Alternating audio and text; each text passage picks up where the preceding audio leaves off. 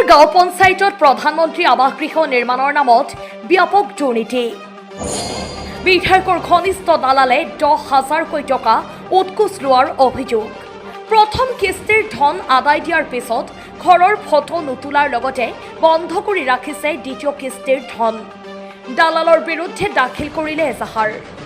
বৰপেটা জিলা মন্দিয়া উন্নয়ন খণ্ডৰ অন্তৰ্গত 52 নং চতলা গাঁও পঞ্চায়তৰ পাথৰচালি গাঁৱৰ বাসিন্দা তথা প্ৰধানমন্ত্ৰী আৱাস গৃহৰ হিতাধিকাৰী আলাউদ্দিন আৰু ৰাবিয়া খাতুনৰ ঘৰ দুৱাৰ বেকী নৈৰ খহনীয়াই উটুৱাই নিয়াৰ ফলত চতলা গাঁও পঞ্চায়তৰ বাহিৰত গৈ কাবাইতাৰীত বসবাস কৰিবলৈ আৰম্ভ কৰিছে।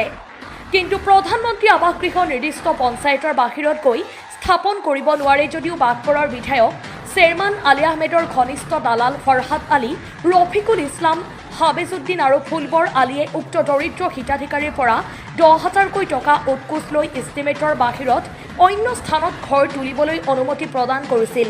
কিন্তু তাৰ পিছতেই হিতাধিকাৰীৰ একাউণ্টত প্ৰথম কিস্তিৰ ধন সোমাইছে যদিও নিয়ম বৰ্হিভূত হোৱাৰ বাবেই বিভাগীয় কৰ্তৃপক্ষই দ্বিতীয় কিস্তিৰ ধন বন্ধ কৰি ৰাখিছে। ফলত নিৰুপায় হৈ ভুক্তভোগী পৰিয়ালে দালালৰ বিৰুদ্ধে মইনবুৰী আৰক্ষী চকীত এজাহাৰ দাখিল কৰি ন্যায় প্ৰদানৰ দাবী জনাইছে। সম্প্ৰতি বিধায়ক চেয়াৰমান আলী আহমেদৰ ঘনিষ্ঠ দালালৰ এনে কৰ্মকাণ্ডত তীব্ৰ প্ৰতিক্ৰিয়াৰ সৃষ্টি হৈছে।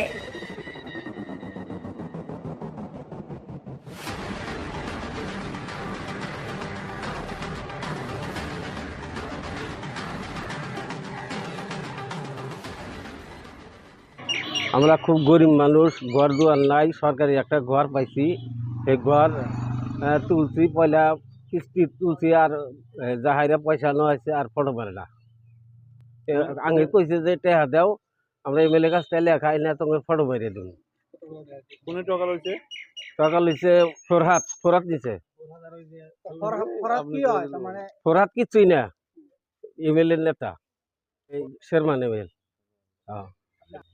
নদী ভাঙছে, নদী ভাঙে আমরা অন্য জায়গায় গেছি, মাটি কিনছি, কিনা ঘর দুয়ার তো নাই গিয়ে তোলাই হয় নাই, ছাবরা, সেই ছাবরা তলেই থাকি। সরকারি একটা ঘর দিছে, সেই ঘর ফার্স্ট কিস্তি তুলছি, আর আগে কইছে যে তোরা 10,000 টাকা দাও, আমরা ফটো মেরে আনবো। ফটো মেরে দিব, এটা মারেও না, ফটো মারে না, টাকাও ঘুরা দেয় না। টাকা কি কই লইছে? কেনেকে কি ফটো মারবো, তোকে সম্পূর্ণ পয়সা তুলে দেবো, ঘর হিনি করা হবা। পয়সা কি ওর কারণে দিছে? ফটো মারার কারণে। আর কোন ঘর আপনার ঘর? চতলা।